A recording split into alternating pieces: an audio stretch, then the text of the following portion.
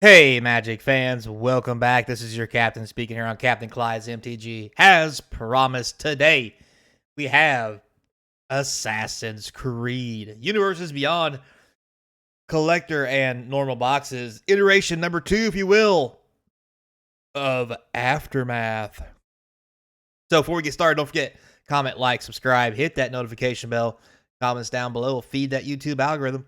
And links in the description where you can buy some cards, help support the channel. 2,000 subscribers, it's giveaway time, and all kinds of fun stuff coming up. New Discord channel, more giveaways, maybe even raffles. Hell, who knows? But with all that said, let's talk about Assassin's Creed. So, as mentioned in the previous video, Aftermath was a smaller box set. Didn't really have commons. The whole point to it was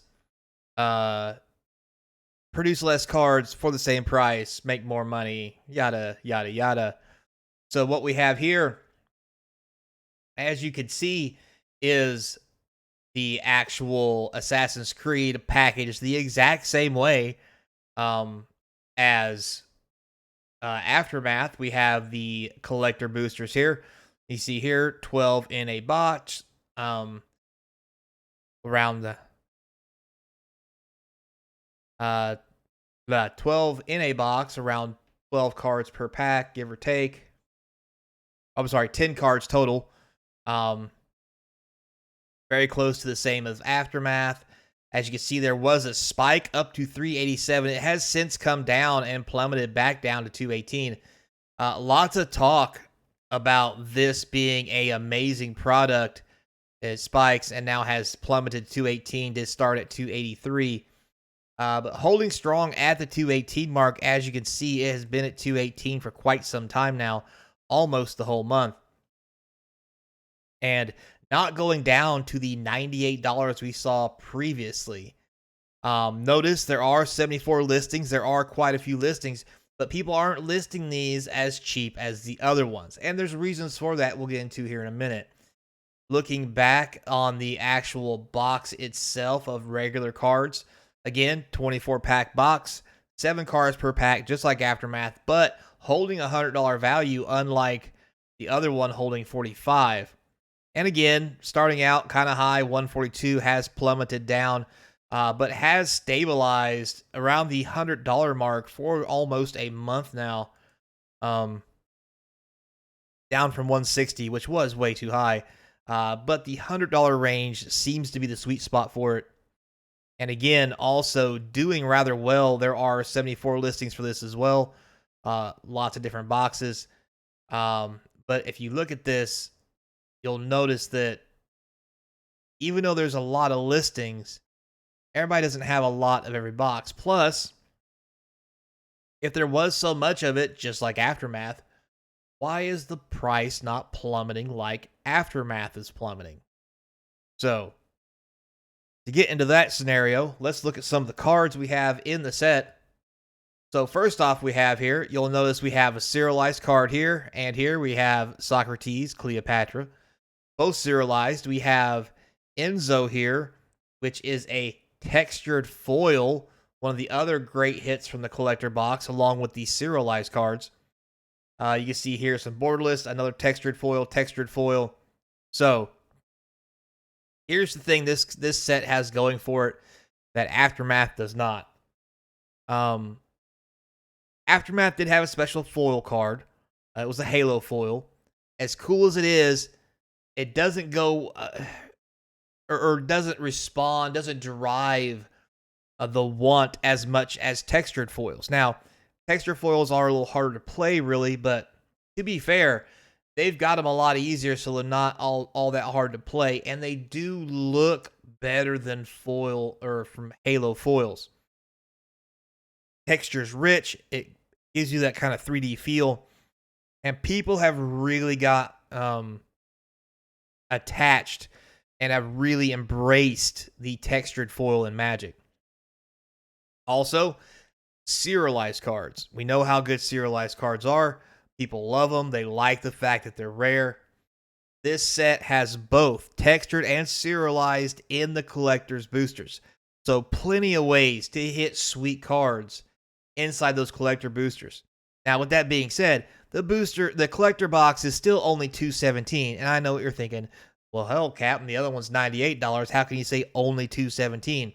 Well, don't forget, we saw these at one point were up to $400, and these are $500 to $600 serialized cards. Yes, they're hard to hit, but even with that, textured foil cards you can see here are $50 a pop.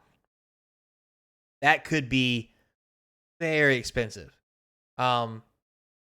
As far as cards that you can pull out of these packs. So it's got a lot going for it, especially on the high end. And if we keep scrolling down, we see other sweet things as well. More textured foils, Sword of Feast and Famine, regular Enzo, regular showcase cards, more showcase cards, foil etched. And as much as this does things for the collector booster, once we get out of things that are textured foil and out of things that are serialized, that gets us into the regular box price, where'd it go, of $100. Now you've got cards you can pick up. I don't remember if Enzo is in the regular box, but let's assume he's not, since I'm clearly prepared for this. Sword of Feast and Famine. You have 3 versions here already. Easily $20 a piece, 30 for the good one. You have an Edward, which is 25. This regular Enzo, which is 25. You have Altar, which is 18.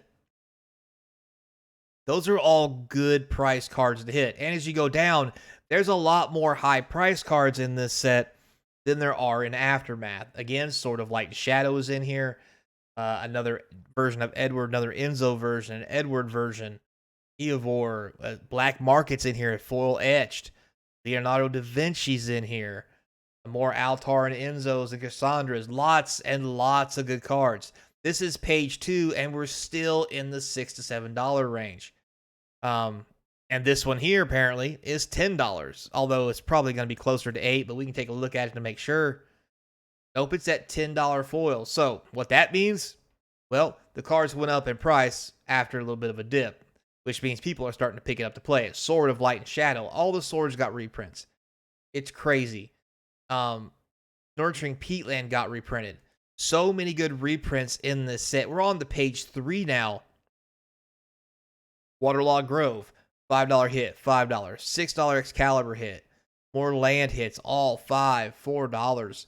And all these cards that we're looking at are high enough that a regular booster pack can be paid for by hitting just one of these cards. Staff of Eden, the Vault's Keys, $3. Staff, I mean, we're on page 3, and we're finally getting down to the $3 range. And if you look at it, that's 1, 2, 3, 4 rows, or close to 5,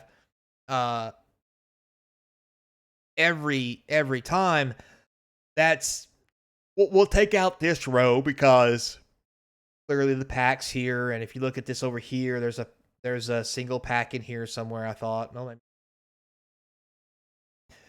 but if we're going to average 20 to 20, well, on the low side, we'll say 20 cards per listing or per page.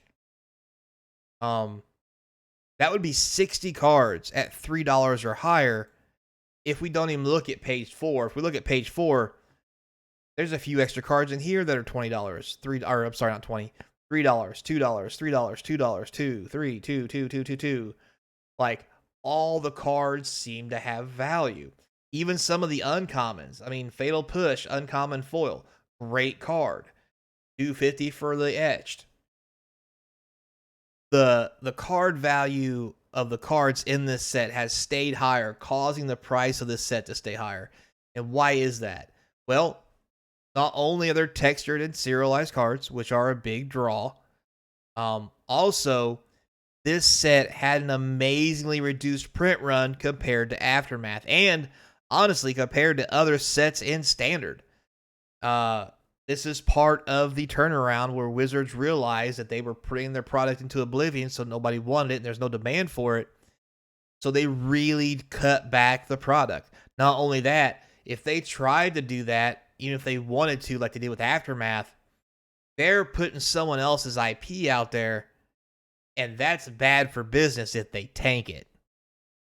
Because if they tank Assassin's Creed, then other people who would sign deals with them would be like, no, I'm not going to let you run our product into the ground by greedily printing so much product that nobody wants it.